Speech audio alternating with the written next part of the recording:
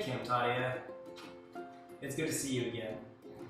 I've been waiting all summer long to nerd out with you over plants. As you can see, I love plants. I really love nature, but sometimes you can't go to nature, and so plants inside the house are a way that you can bring nature back to you. I have a lot of plant friends. Right here, I have a pothos, and these guys like to hang from the ceiling, and they'll grow vines that come all the way down to the ground. It's very cool. This plant, this is rosemary. You always know rosemary because it smells amazing. I really want to tell you a whole bunch of cool stuff about plants, but first I have a plant story. So I had a friend, and I went to her house, and she showed me one plant she had called a creeping Charlie. And then I look around her house, and I see that she has creeping Charlie plants everywhere. And I asked her, how do you have so many of this plant? That's when she told me that you can actually make little baby plants from a big plant. Babies! So she gave me a creeping Charlie plant. My creeping Charlie at home looks a little bit like this. And I thought to myself, now that I have my own creeping Charlie plant, I can start making little plant babies from it. So that's what I'm going to show you how to do today, is how to do something called propagating a plant. That's when you are able to clip a little piece off of a plant and grow a new one from it. As you can see, I have little baby ones. You can't do this with any kind of plant, but a lot of them you can. Okay, so here's the things you are going to need if you want to make little baby plants, okay? You will obviously need some pots. You don't want big pots. You want fairly small pots, where it gets a little bit scared and overwhelmed. And then you will need, obviously, some potting soil. Okay? I like to use a potting soil that says moisture soil. You will also need a pair of scissors. First things first, we need a baby. I like to look at my plants, and you want to look for a part of the plant that's growing really far out. That's a good part of the plant to use for a baby. And what I'm looking for is I'm going to look at the branches or the stems of the rosemary, and I want to look for the part that's right under where the leaves are growing. And I'm going to take my scissors. We're going to cut that little part off right under the leaves. This little thing is called a cutting, and this is what we're going to turn into a little baby plant. Now, what you're going to do with this little baby plant is you want to take some of the leaves off of the bottom part of it, okay? Maybe about 2 inches, okay? And what I'm going to do with this is I'm going to stick it in some water. So another thing you'll need is some kind of glass of water. You can use a jar, you can use anything and fill it with water. And it's pretty simple. I'm just going to stick him into the water. And after you stick it in the water, all you have to do is wait.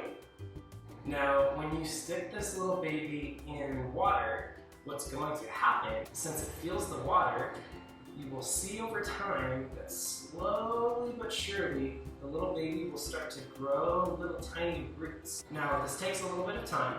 Don't be worried if they don't grow little roots out right away. For these creeping Charlie babies, they start to grow roots after about 2 weeks. However, you want to let those roots get really long, so you want to wait about a month. In this little jar, you can see those roots are getting pretty long.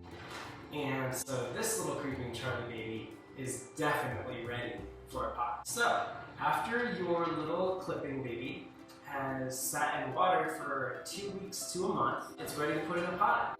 What you'll do is you'll take your pot, and you'll take that soil, and first you're going to put a little bit of soil in the pot, a little bit over half, okay?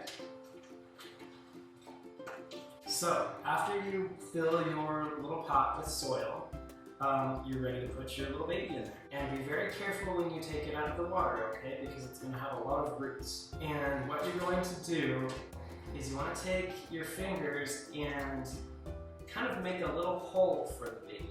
Dig it kind of deep, but not all the way to the bottom.